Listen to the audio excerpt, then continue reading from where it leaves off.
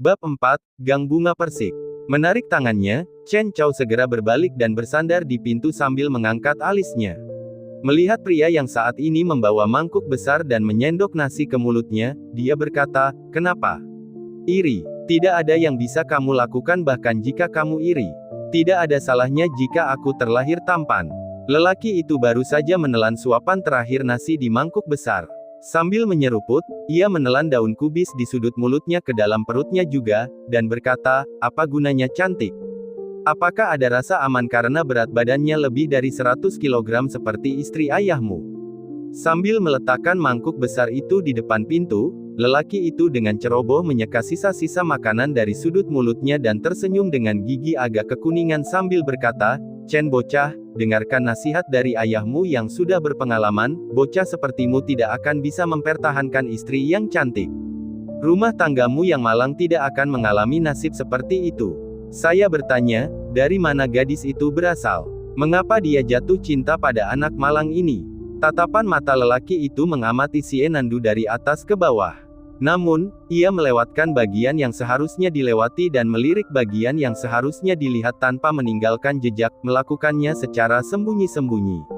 Xie Nandu memegang ubi jalar yang setengah dimakan dan masih mengepul sambil menatap pria itu. Tidak ada rasa jijik di matanya. Dia hanya mengamati pria jorok yang ditakdirkan tidak akan pernah dia lihat di rumah dengan rasa ingin tahu. "Pergi sana." Chen Chao mengumpat dan mengacungkan jari tengahnya ke arah pria itu. Jika sebelumnya, dia pasti sudah duduk dan berdebat dengan bajingan tua ini. Tapi entah kenapa, dia langsung kehilangan minat hari ini. Chen Chao merasa bahwa kemampuan verbalnya tidak buruk. Namun, entah mengapa, ia selalu dirugikan setiap kali berdebat dengan pria paruh baya ini. Pria tua ini sepertinya tahu apa yang sedang dipikirkannya. Ia dapat membungkamnya dengan sepatah kata setiap kali. Namun, mereka berdua selalu berseberangan, jadi mereka sering bertemu. Saat mereka bertemu, pertengkaran tidak dapat dihindari. Kehebatannya masih kurang. Chen Chao menggertakkan giginya dan berteriak di pintu, "Bibi, suamimu berkata bahwa dia ingin menikahi Jandali sebagai selir dan meminta pendapatmu." Pria itu awalnya masih memandang rendah Chen Chao. Mendengar ini, ekspresinya sedikit berubah dan auranya tiba-tiba melemah. Dia merendahkan suaranya dan berkata, "Dasar bajingan, kenapa kau melakukan itu? Hati-hati kau tidak bisa menemukan istri." Sebelum suaranya menghilang, terdengar suara yang sangat keras dari balik pintu, "Zhou Guqi, masuklah untuk ibumu." Xie Nandu menoleh ke arah laki-laki itu dan samar-samar melihat ada seorang wanita tegap di halaman, tengah memegang alat penggilas adonan di tangannya. Begitu suara itu terdengar, lorong itu langsung bergemuruh karena tawa. Suasana menjadi sangat gembira sekaligus. Mendengar suara di balik pintu, pria yang duduk bersila dengan mata kaki di lututnya di ambang pintu menatap Chen Chao dengan tatapan penuh kebencian. Namun, dia tetap berteriak sekeras-kerasnya dan berkata dengan ekspresi acuh tak acuh, "Memangnya kenapa kalau aku ingin menikahi Jandali? Ayahmu juga menyukai Putri Liang Agung. Tapi bukankah aku hanya bisa pasrah dan hidup dengan wanita jalang sepertimu? Kenapa aku tidak bisa menjadi menantu kaisar, tetapi aku tidak boleh berfantasi?" Pria itu berbicara dengan aura yang mengesankan. Namun, para tetangga yang hadir bukanlah orang luar. Telinga mereka sudah lama menjadi kapalan karena mendengarkan kata-kata seperti itu. Oleh karena itu, mereka hanya menunggu untuk menonton pertunjukan itu. Tiba-tiba angin bertiup kencang dan sebuah penggilas adonan terlempar keluar dari halaman, tepat mengenai bagian belakang kepala pria itu. Pria itu menjerit kesakitan saat ia jatuh dari ambang pintu dan terduduk di tanah dengan agak tidak sopan. Ia melontarkan makian, "Dasar jalang gendut. Ayahmu akan menggantungmu dan memukulmu nanti." Tepat saat kalimat itu selesai diucapkan, seorang wanita dengan wajah biasa namun bertubuh kekar sudah tiba di pintu depan dengan wajah hitam. Tanpa sepatah kata pun, dia mencengkeram kerah pria itu dan menyeretnya ke arah pintu begitu saja. Itu tidak tampak seperti pertama kali. Suara tawa kembali terdengar di gang itu. "Bocah Chen, tunggu saja." Pria yang tidak mau memasuki pintu itu mendengus dingin dan menghilang dari pandangan Chen Chao. Chen Chao melihat pemandangan ini dan menyeringai. "Luar biasa. Semua bubar, semua minggir." Chen Chao melambaikan tangannya. Dia tidak peduli apakah para tetangga ini benar-benar akan bubar atau tidak, dia hanya berbalik dan membuka pintu dengan cekatan.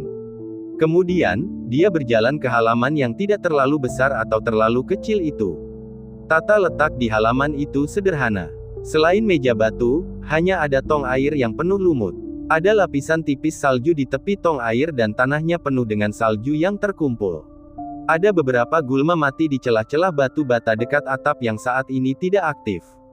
Sepertinya setelah musim dingin ini, gulma itu akan tumbuh dengan keras kepala. Enyah. Sambil meraih segenggam salju, Chen Chao dengan tepat mengenai seekor kucing liar berwarna hitam di bawah atap. Kucing liar itu mengeong dan memanjat pilar ke atap. Berbalik untuk melihat Chen Chao, kucing itu menghilang di dalam salju. Gadis di belakangnya mengikutinya dengan tenang, tidak cepat maupun lambat. Dia menjaga jarak sekitar 10 kaki dari Chen Chao. Baru setelah menyaksikan Chen Chao menyelesaikan semua ini, kedua orang itu tiba di depan ruang tengah. Seluruh halamannya agak tua, cat pada pilar-pilar kayu dan lain-lainnya mengelupas. Bagian-bagian yang terbuka bahkan mengalami kerusakan karena ngengat. Chen Chao menyeret kursi kayu tua dan bangku keluar dari ruang tengah. Sambil menggaruk kepalanya, Chen Chao yang hendak berbicara melihat si Enandu berjalan lurus ke arah kursi kayu itu dan duduk. Cukup sadar, Chen Chao bergumam. Awalnya, dia berencana membiarkan si Enandu duduk di bangku itu. Namun saat ini, dia hanya bisa duduk di bangku itu sendiri. Sambil menggoyang-goyangkan bokongnya, dia merasa sangat tidak nyaman. Bukankah kau sipir setempat? Mengapa mereka tampak tidak takut padamu sama sekali? Setelah si Enandu duduk, dia sudah membuka mulutnya untuk berbicara. Saat dia berbicara, mulutnya yang tadinya merah terbakar mengeluarkan banyak uap. Dia mengamati pemuda ini, yang benar-benar berbeda dengan yang ada di kuil kumuh itu. Di kuil yang kumuh itu, pemuda ini bersikap tegas dan tenang. Namun setelah sampai di sini, dia seperti penjahat, seluruh dirinya dipenuhi aura penjahat.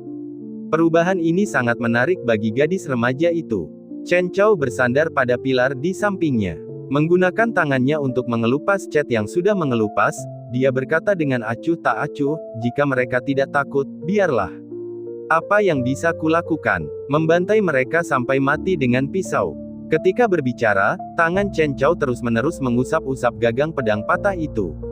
Kapalan di telapak tangannya sebenarnya cukup untuk menjelaskan sesuatu. Si Enandu tersenyum dan berkata, sebenarnya, dengan kemampuanmu, jika kamu bergabung dengan tentara dan berlatih di utara selama beberapa tahun, kamu mungkin bisa menjadi letnan. Lalu dalam beberapa tahun lagi, aku akan mati di tangan pasukan iblis yang memakan manusia tanpa memuntahkan tulangnya. Kemudian, ketika istana kekaisaran ingin membayar uang tebusan, mereka bahkan tidak akan dapat menemukan siapa yang harus membayar. Chen Chao menatap gadis remaja di depannya dengan mata seperti sedang menatap orang bodoh.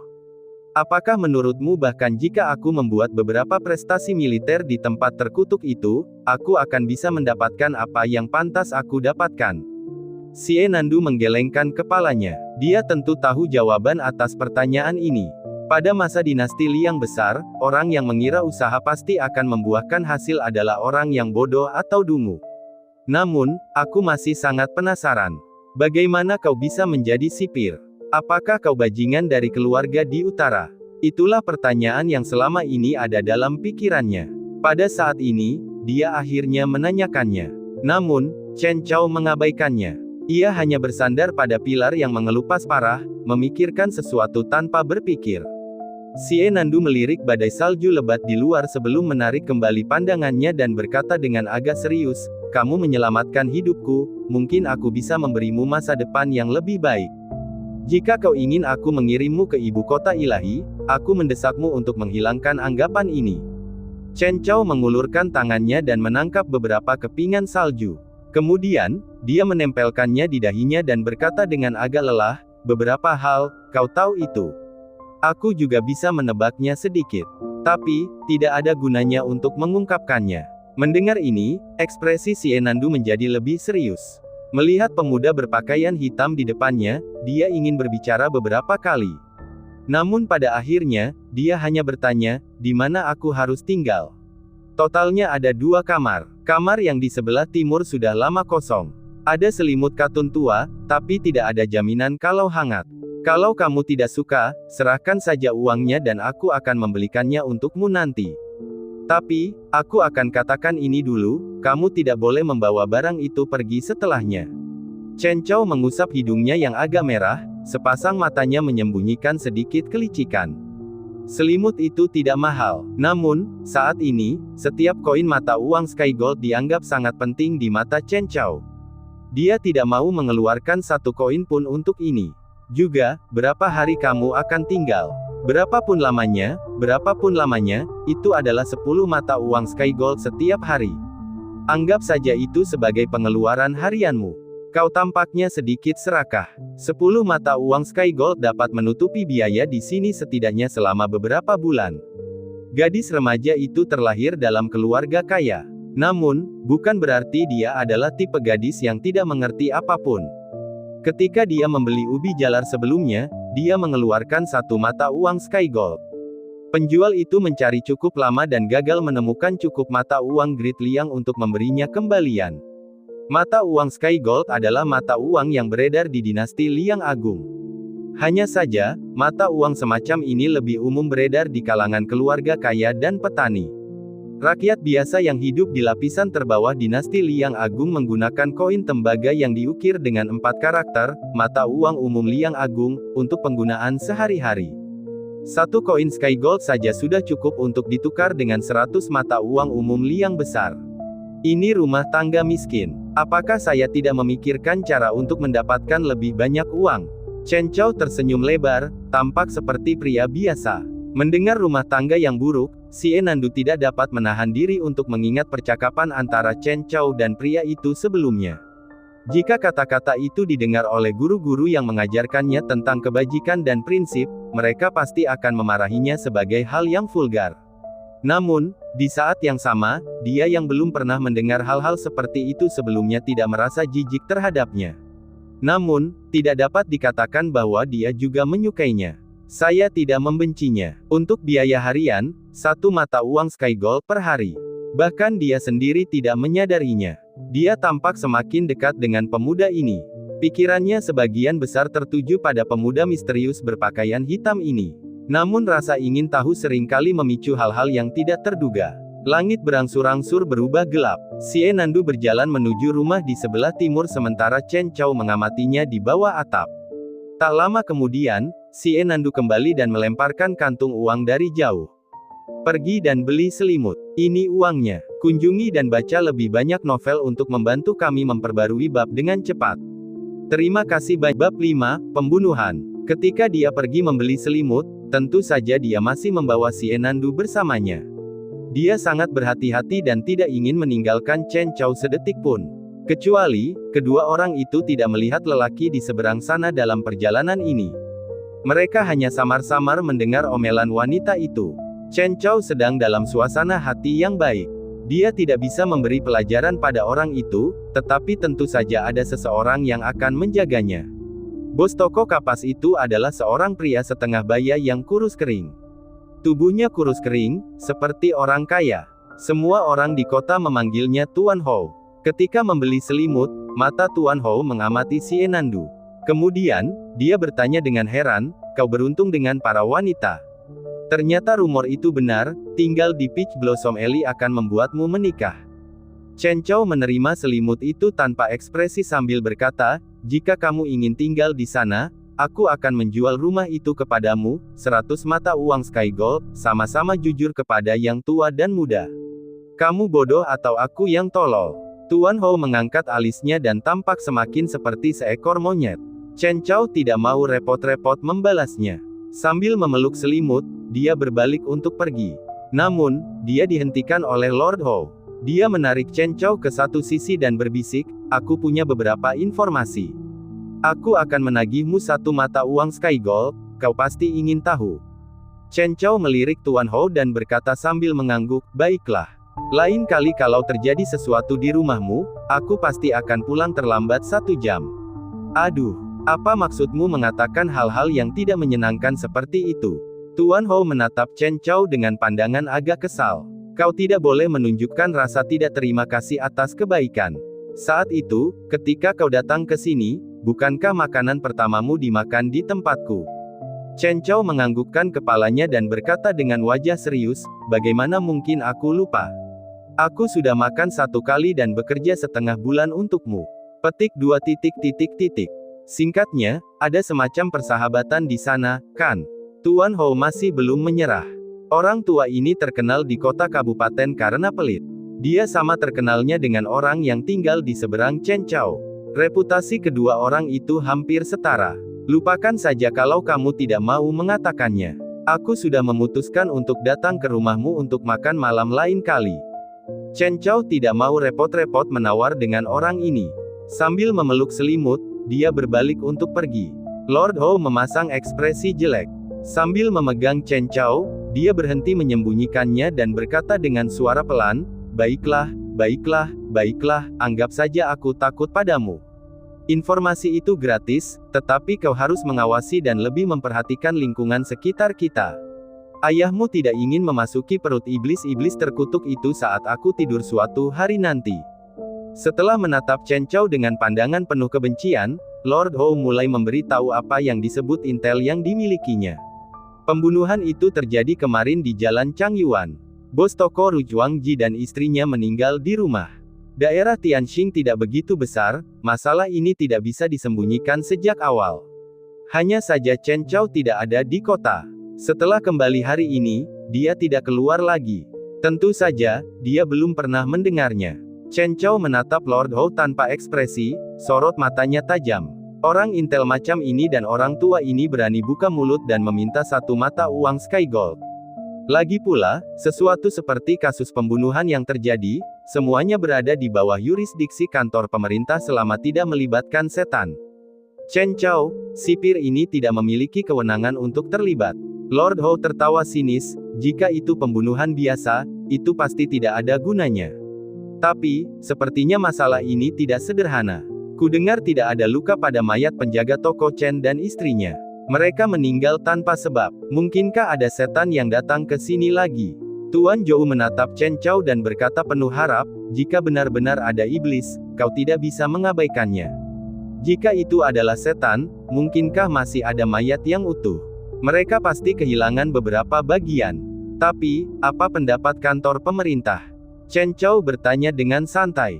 Sejak dia datang, iblis-iblis di sekitarnya telah dibersihkan olehnya. Iblis tidak pernah muncul di kota ini selama bertahun-tahun. Baru setelah bertahun-tahun masa damai ini, bahkan manusia seperti Lord Hou berani berbicara tentang iblis sebagai topik umum. Jika sebelumnya, wajah siapa yang tidak berubah ketika berbicara tentang iblis? Itu, aku tidak tahu. Aku hanya tahu sedikit informasi. Lord Hou merasa sedikit bersalah. Informasi ini tidak bernilai 1 koin emas pun. Melihat mata uang Sky Gold, Chen Chao sendiri yang mengganti seluruh perlengkapan tempat tidur. Setelah menyelesaikan semuanya, hari sudah gelap. Di luar masih turun salju lebat tanpa henti, semakin dingin. Keluargaku bukanlah keluarga kaya. Aku tidak punya kebiasaan menyalakan pemanas di malam hari untuk tidur. 2 selimut seharusnya sudah cukup. Jika kamu kedinginan, aku bisa membelikan pemanas untukmu juga. Tapi, kamu harus membayar ekstra.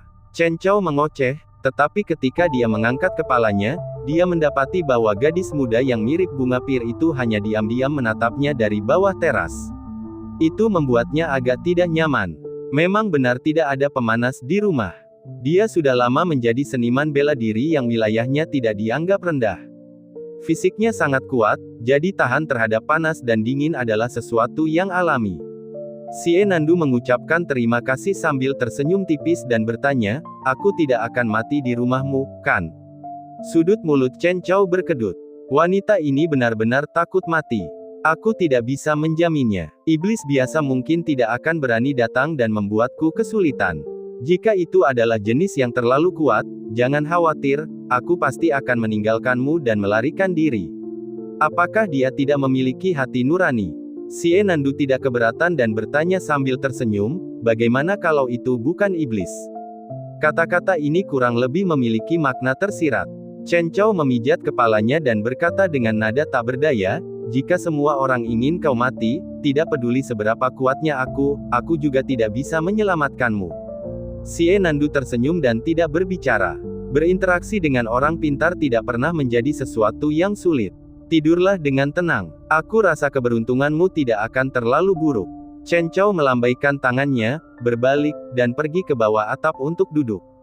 Kemudian, dia menutup matanya untuk beristirahat. Malam itu, badai salju yang lebat belum juga berhenti. Seorang pria berpakaian hitam bergegas masuk ke gedung pengadilan daerah yang terang benderang dari luar dan menggenggam tangannya. Seorang pria setengah baya kurus berpakaian jubah resmi berwarna biru duduk di aula.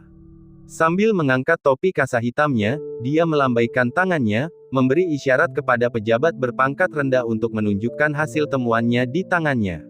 Orang ini adalah Hakim Kabupaten Tianxing, Mike.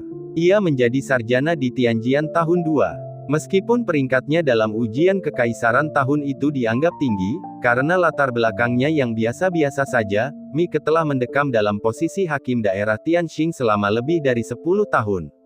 Dari antusiasme awal yang tak terbatas, ingin meniti karir, hingga sekarang, tidak ingin memberikan kontribusi, tetapi hanya untuk menghindari disalahkan.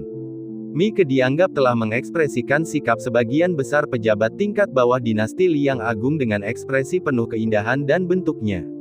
Awalnya, sebagai pejabat pemerintah di dinasti Liang Agung, terutama sebagai pejabat di tempat terpencil seperti ini, masalah terbesar yang dihadapi adalah setan-setan yang muncul dari waktu ke waktu.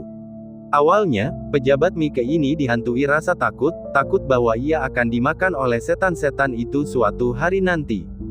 Hanya sampai 3 tahun yang lalu, setelah Chen Chao datang untuk mengambil alih sipir sebelumnya yang menemui ajal dengan tragis, hari-harinya menjadi lebih baik. Dengan keberadaan Chen Chao, tidak ada setan yang berani muncul di Kabupaten Tianxing lagi. Baru pada saat itulah jabatannya sebagai pejabat pemerintah menjadi jauh lebih mudah. Mike yang sadar bahwa tidak mungkin untuk naik pangkat tidak berniat untuk menyiksa warga sipil biasa ini juga. Di bawah pemerintahannya, Kabupaten Tianxing dianggap sebagai tanah perdamaian yang langka di dinasti Liang Agung. Oleh karena itu, reputasinya di Kabupaten Tianxing juga cukup baik. Hanya saja setelah membaca kesimpulan yang diambil oleh pemeriksa postmortem, alis Mike tidak bisa menahan diri untuk tidak berkerut erat. Suami istri keluarga Chen itu benar-benar tidak mempunyai permusuhan dengan siapapun. Mike menoleh ke arah petugas pendaftaran, ekspresinya tidak bersahabat. Panitera bermarga Zhang. Tubuhnya tidak dianggap tinggi, tetapi ia berjanggut lebat dan tidak tampak seperti seorang intelektual. Panitera bertanggung jawab atas dokumen, buku, dan juga stempel. Di dinasti Liang Agung, mereka adalah orang kedua yang memegang komando di suatu negara, kedua setelah hakim negara. Panitera Zhang tersenyum pahit dan mengangguk, "Yang mulia hakim, reputasi pasangan suami istri keluarga Zhang selalu baik dan mereka cukup baik. Para tetangga sangat memuji pasangannya dan mereka tidak pernah bermusuhan dengan siapapun." Mike menganggukkan kepalanya dan tidak membantah apapun. Hasil ini sudah lama sesuai dengan harapan. "Yang mulia hakim," di sebelah pemeriksa postmortem. Panitera Zhang melirik Mike. Dia juga sangat ingin tahu penyebab kematian pasangan itu. Tidak ada hasil. Setelah membedah mayat, tidak ada temuan apapun. Mike menyerahkan kesimpulan yang ditulis oleh pemeriksa postmortem kepada Panitera Zhang dan bergumam pada dirinya sendiri, tidak ada tanda-tanda cekikan di leher mereka juga. Jika mereka mati karena sesak napas, seharusnya tidak seperti ini juga. Mungkinkah itu hantu? Panitera Zhang mengambil kertas itu. Setelah memeriksanya, dia juga tidak menemukan petunjuk yang berguna. Mereka juga pernah ke tempat kejadian perkara sebelumnya, pasangan itu meninggal di tempat tidur mereka sendiri. Namun, tidak ada tanda-tanda perlawanan. Seolah-olah mereka meninggal saat tidur. Jika hanya satu orang, itu bisa dijelaskan sebagai penyakit yang tiba-tiba. Namun, itu adalah kematian yang sama bagi suami dan istri, yang benar-benar membingungkan banyak orang. Mike saat ini menggaruk kepalanya yang tidak banyak rambutnya ketika tiba-tiba, langkah kaki tergesa-gesa terdengar dari luar. Tak lama kemudian, seorang pejabat berpangkat rendah lainnya berlari ke aula dengan ekspresi panik, "Yang mulia, mati. Mati. Meninggal. Yang mulia meninggal." Mike mengangkat kepalanya dan memarahi, "Omong kosong. Aku masih hidup dan baik-baik saja, siapa yang mati?" Pejabat berpangkat rendah itu tiba di depan pengadilan dan terengah-engah. Melihat tuannya menjadi marah, dia segera membuka mulutnya dan berkata, "Yang mulia, ada orang lain yang meninggal. Kematiannya sama dengan suami istri keluarga Chen." Tanpa menunggu Mike berbicara, Panitera Zhang bertanya terlebih dahulu, "Benarkah?" Pejabat rendahan itu menganggukkan kepalanya seperti ayam mematuk nasi dan berkata dengan cemas, "Jalan Changyuan masih seperti itu. Tukang daging Zhang dari toko daging sudah meninggal. Kita tidak punya daging lagi untuk dimakan." "Kurang ajar, omong kosong apa yang kau katakan?" Mike langsung menegur. Namun, ia segera menyadari bahwa masalahnya tidak sederhana. Ia segera menoleh ke Panitera Zhang, "Ikuti saya untuk melihatnya." Panitera Zhang mengangguk. Sambil menggulung lengan bajunya, dia mengambil pedang yang diletakkan di bawah meja. Tepat ketika keempat orang itu keluar dari aula, Mike tiba-tiba teringat sesuatu dan memerintahkan pejabat berpangkat rendah di sebelahnya, "Pergilah ke Gang Bunga Persik dan panggil Chen, minta sipir untuk datang. Suruh dia langsung ke Jalan Changyuan." Sebagai hakim, kemampuan Mike cukup baik. Dia sudah sangat menyadari bahwa kedua pembunuhan ini tidak sederhana. Mungkin memang ada setan yang membuat masalah. Jika itu melibatkan setan, meminta Chen Chao turun tangan adalah solusi yang paling tepat. Ini tengah malam, bagaimana kalau kepala sipir Chen tidak mau datang? Pejabat berpangkat rendah itu merasa terpojok. Meskipun hakim adalah penguasa suatu daerah, pangkat resmi seorang sipir penjara setingkat dengan hakim. Hakim juga tidak memiliki wewenang untuk memberhentikannya. Lebih jauh lagi, kasus pembunuhan kali ini tidak memiliki bukti konkret bahwa setan yang membuat masalah. Wajar saja jika sipir penjara itu tidak datang. Pergi dan undang, katakan saja bahwa ada dugaan setan yang membuat onar. Orang itu tidak akan menolak. Mike tidak khawatir kalau Chen Chao anak ini tidak akan datang. Karena makin banyak setannya, makin hebohlah dia. Bab 6, Setan. Chen Chao bermimpi. Itu adalah mimpi yang sangat biasa. 2 tahun ini, ia memang sering bermimpi. Isi mimpinya selalu tentang seorang wanita. Dalam mimpinya, seorang wanita akan terus menatapnya. Dalam mimpinya, Chen Chao dapat melakukan banyak hal. Hanya saja dia tidak dapat menatap mata wanita itu. Setiap kali dia ingin menatap mata wanita itu, yang dapat dia lihat hanyalah gumpalan cahaya yang membakar dan menusuk mata. Rasa sakit yang menusuk itu akan langsung membangunkannya. Tetapi kali ini, sebelum dia bisa menatap mata wanita itu, dia dikejutkan oleh ketukan tergesa-gesa di pintu. Setelah bunyi ketukan itu, terdengar pula serangkaian panggilan ramah. "Kepala sipir Chen, kepala sipir Chen." Chen Chao membuka matanya dan kebetulan melihat kucing liar itu menghentikan langkahnya di atap di kejauhan. Sepasang mata hijau tua saat ini menatap Chen Chao. "Enyahlah." Chen Chao mengambil sepotong cat yang jatuh dari pilar kayu dan melemparkannya tepat di samping kaki kucing liar itu tanpa basa-basi. Kucing liar itu membalikkan ekornya dan berlari tanpa berhenti sama sekali. Chen Chao meregangkan tubuhnya dengan malas dan melirik ke langit, lalu bergumam, "Baru tengah malam." Ia tiba di pintu dan membuka gerbang. Seorang pejabat berpangkat rendah yang membawa lentera, sekujur tubuhnya tertutup salju, menggigil hebat karena kedinginan. Chen Chao menatapnya dan bertanya, "Apa? Tuan Mi mengundangku makan malam lagi?" Ini adalah hobi Mike. Dia suka menelepon orang-orang di tengah malam untuk makan malam bersama. Pejabat berpangkat rendah itu terkejut. Dia tidak pernah menyangka bahwa kata-kata pertama Chen Chao setelah membuka pintu akan seperti ini. "Bicaralah, apa yang sebenarnya terjadi?" Chen Chao melihat salju di tubuh pejabat rendahan itu. Berani menghadapi badai salju lebat di tengah malam untuk mengundangnya makan malam. Dia hanya mengatakannya dengan santai. Pejabat berpangkat rendah itu kembali sadar. Tanpa ragu, dia langsung menceritakan semua yang terjadi di kantor pemerintah sebelumnya seperti menuang kacang kedelai. Namun, orang ini jelas belum pernah ke sekolah sebelumnya. Butuh waktu 15 menit penuh baginya untuk menceritakan hal-hal yang sangat sederhana. Pada akhirnya, dia terengah-engah dan berkata, "Tukang daging Zhang di Jalan Changyuan juga sudah mati. Kita pasti tidak punya daging babi lagi untuk dimakan di masa depan." Sudut mulut Chen Chao berkedut. "Kamu masih khawatir tentang ini? Jangan khawatir. Jika Jagal Zhang meninggal, kita tidak akan makan daging babi berbulu." Catatan TL, tidak mungkin menerjemahkan bagian ini. Ini adalah semacam idiom cerita Tiongkok kuno. Chen Chao bertanya, "Apa yang Tuan Mi rencanakan sekarang?" Hakim Agung meminta sipir Chen untuk segera pergi ke Jalan Changyuan dan memeriksanya. Dia menduga bahwa itu adalah setan yang membuat masalah. Setan. Mendengar itu, Chen Chao menegakkan punggungnya. Semangatnya menjadi sangat berbeda sejak dia membuka pintu. Melihat penampilan Chen Chao, pejabat berpangkat rendah itu tidak dapat menahan diri untuk tidak mengagumi penilaian tajam tuannya. Seperti yang diharapkan. Akan tetapi, Chen Chao tidak langsung pergi bersama pejabat rendahan itu tetapi menoleh untuk melirik ke halaman. Ada apa? Apakah kepala polisi Chen masih punya urusan lain? Pejabat berpangkat rendah itu agak cemas. Bagaimanapun, ini adalah masalah penting yang menyangkut kehidupan. Jika masalah ini tidak diselidiki dengan jelas, seluruh Kabupaten Tianxing mungkin akan panik besok pagi. Sebelum suaranya menghilang, pintu kamar sayap di sana didorong terbuka. Seorang gadis muda mengenakan pakaian katun biru berjalan keluar dari dalam. Melihat gadis muda yang cantik itu, pejabat berpangkat rendah itu awalnya menjadi agak linglung. Kemudian, dia merasakan wajahnya memanas dan dia segera menundukkan kepalanya dengan agak mencela diri sendiri. Dia seharusnya tidak mengganggu kesenangan sipir Chen di tengah malam. Tak heran saat sipir Chen membuka pintu, dia tidak dalam suasana hati yang baik. Chen Chao melirik si Enandu dengan sedikit curiga dan bertanya, "Aku akan keluar. Mau ikut?" Si Enandu mengangguk dan pergi mengambil payung kertas berminyak yang bersandar di pintu.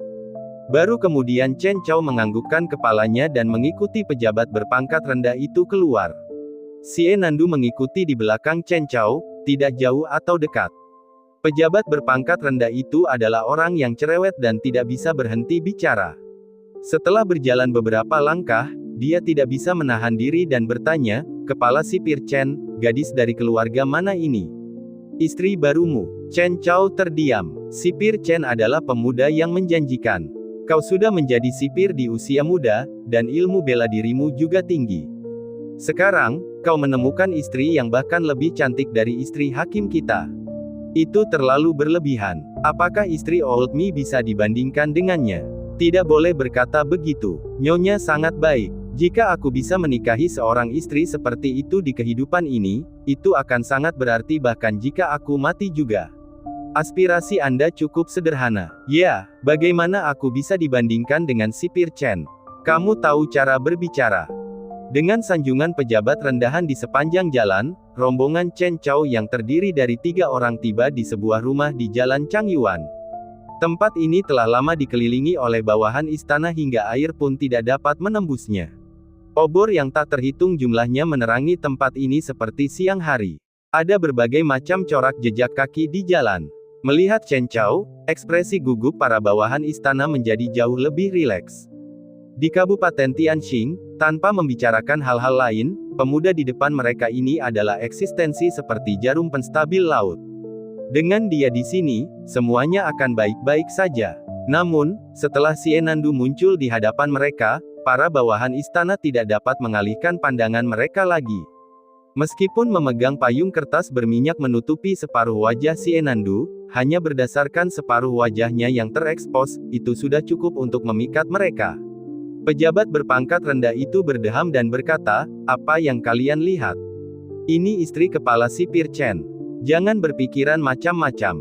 Si Enandu sedikit mengernyit mendengar ini, sementara pikiran Chen Chao tidak tertuju pada hal itu sama sekali. Namun, hal ini ada pengaruhnya. Setidaknya, sebagian besar bawahan istana mengalihkan pandangan mereka setelah dia berdeham. Meskipun Chen Chao masih muda dan tidak memiliki kekuasaan atas mereka, di bawah sistem birokrasi dinasti Liang Agung, pangkatnya sama dengan hakim daerah. Akan terlalu mudah untuk menghukum antek-antek seperti mereka. Setelah melangkah ke halaman, Chen Chao segera melihat Mi Ke yang berdiri di sana. Pejabat pengadilan Kabupaten Tianxing ini saat ini berdiri di bawah atap dengan ekspresi muram. Setelah melihat Chen Chao, ekspresi hakim kabupaten ini langsung berubah dan dia menyapa dengan penuh senyum, "Adik Chen, akhirnya kamu datang." Chen Chao menggosok tangannya dan bertanya, "Bagaimana situasinya?" Meskipun dia mengetahui beberapa bagian dari keseluruhan cerita, apakah itu pejabat rendahan atau Tuan Hou sebelumnya, mereka sebenarnya tidak memberikan rincian yang jelas tentang kasus pembunuhan itu. Mi Ke menganggukkan kepalanya dan mulai berbicara tentang rincian 2 kasus pembunuhan itu atas kemauannya sendiri. Dia adalah orang yang terpelajar dan telah menjadi hakim selama bertahun-tahun. Kemampuan Mike berada pada standar tertentu. Dia menjelaskan semuanya dengan jelas dalam beberapa kata. Tidak ada luka. Mereka meninggal begitu saja. Ini sungguh menarik. Chen Chao merenung sejenak dan berkata, ayo, mari kita lihat mayat-mayat itu. Mike menganggukkan kepalanya. Dia sudah pernah melihatnya sebelumnya dan tidak punya petunjuk apapun. Dia juga tidak menemukan sesuatu yang mencurigakan di tempat kejadian. Dapat dikatakan bahwa dia sama sekali tidak punya petunjuk, jadi dia tidak bisa tidak mengaitkannya dengan setan. Saat memasuki aula, Chen Chao melihat sesosok mayat yang gemuk dan kuat di kursi kayu tepat di tengah. Itu adalah Jagal Zhang. Hanya ada kendi anggur kosong di atas meja dan semangkuk minuman keras yang setengah penuh. Penyebab kematian Jagal Zhang sama dengan penyebab kematian pasangan keluarga Chen sebelumnya, keduanya meninggal saat tidur. Satu-satunya perbedaan adalah Jagal Zhang meninggal di kursi kayu sementara pasangan suami istri keluarga Chen meninggal di tempat tidur mereka. Tukang daging Zhang sudah menjadi duda selama bertahun-tahun. Dia perlu minum alkohol setiap hari setelah menutup usahanya. Tidak ada racun dalam alkohol itu dan toleransinya terhadap alkohol tidak buruk, jadi seharusnya tidak ada masalah dengan konsumsi alkohol yang berlebihan. Adapun luka-luka lainnya, kami juga tidak menemukannya. Pemeriksa postmortem kurus itu membungkuk ke arah Chen Chao. Nada suaranya sangat berpengalaman dan sama sekali tidak lamban. Namun di antara alisnya, pemeriksa postmortem tua yang telah bekerja di pemerintahan daerah selama lebih dari 10 tahun ini justru gagal menemukan penyebab kematian beberapa kali sebagai pemeriksa postmortem. Sungguh memalukan. Apakah Anda ingin memanggil saksi yang menemukan jasad Zhang Bacer untuk diinterogasi? Yi Ke melirik Chen Chao dan menyarankan. Meskipun dia telah bertanya sebelumnya, dia masih percaya bahwa Chen Chao akan memiliki penemuan lainnya. Tidak perlu. Itu pasti iblis. Chen Chao tanpa sadar menyentuh gagang pedangnya dan menyipitkan matanya. Mike terkejut dan bertanya, bagaimana kamu tahu? Ini adalah masalah besar. Meskipun dinasti Liang Agung saat ini penuh dengan setan, setan tidak pernah terlihat di seluruh kabupaten Tianxing selama bertahun-tahun. Namun, di wilayah dinasti Liang Agung, yang paling mengancam kehidupan orang-orang adalah setan yang membuat masalah. Kalau kepala daerah setempat mampu, itu masih akan baik-baik saja. Kalau mereka seperti kepala daerah Tianxing sebelumnya, maka rakyat jelata akan benar-benar menderita. Rongga matanya sedikit cekung, tetapi tidak ada luka di tubuhnya. Jiwanya telah meninggalkan tubuhnya, jadi wajar saja dia tidak akan bisa bertahan hidup. Chen Chao melirik Mike dan sedikit mengernyit, iblis jenis ini memakan jiwa manusia yang masih hidup untuk memberi makan dirinya sendiri. Jadi, tidak akan ada luka. Sebelum melihat tubuh Jagal Zhang, Chen Chao telah mendeteksi ki iblis samar itu dan telah memastikan bahwa itu adalah iblis yang membuat masalah. Namun, ia segera menimbulkan beberapa keraguan. Dalam 2 tahun terakhir, iblis-iblis di sekitar Kabupaten Tianxing hampir dibasmi olehnya. Bahkan jika ada iblis yang selamat, mereka tidak berani mendekati daerah ini, karena mereka takut pada aib Chen Chao. Namun sekarang, iblis tidak hanya muncul, tetapi mereka juga secara terbuka membunuh orang-orang di daerah itu. Apakah menurutmu ayahmu tidak dapat menemukan jalan keluar? Chen Chao menyipitkan matanya dan berkata, ayo pergi ke kantor pemerintah untuk melihat kedua mayat itu. Penyebab kematiannya sama, setan yang sama. Berjalan keluar dari kamar mayat, Chen Chao duduk di depan pintu. Saat ini, langit sudah mulai cerah. Hari sudah hampir pagi. Wajah Mike terlihat sangat lelah. Hanya saja semua orang dari daerah yang dipimpinnya saat ini berusaha untuk tetap waspada dan menatap Chen Chao. Wilayah iblis itu tidak tinggi. Namun, jejaknya agak sulit ditemukan. Selain itu, aku belum memastikan jenis iblis itu. Ada banyak sekali iblis di dalam wilayah dinasti Liang Agung. Buku petunjuk yang diturunkan dari atas untuk mengidentifikasi iblis saja panjangnya ratusan halaman. Benda ini tidak muncul selama beberapa tahun terakhir. Mengapa sekarang ada di sini? Gerutu Chen Chao, sedikit kesal. Gagal menemukan jejak iblis itu berarti akan ada korban lain kapan saja. Kalau dikatakan Kabupaten Tianxing besar, itu tidak besar. Kalau dikatakan kecil, itu juga tidak kecil. Di mana iblis itu akan melakukan kejahatan berikutnya? Kedua pembunuhan itu terjadi di Jalan Changyuan. Sebuah suara yang jelas tiba-tiba terdengar. Mike mengikuti suara itu dan menoleh sebelum melihat gadis remaja yang mengenakan jubah biru pucat. Hakim Agung mengerutkan kening. Kapan ada gadis baru di pemerintahan daerah? Mike melirik Panitera Zhang. Panitera Zhang tampak agak tak berdaya dengan wajah berjanggutnya. Ingatan Hakim Agung sepertinya tidak ada harapan. Kunjungi dan baca lebih banyak novel untuk membantu kami memperbarui bab dengan cepat. Terima kasih banyak.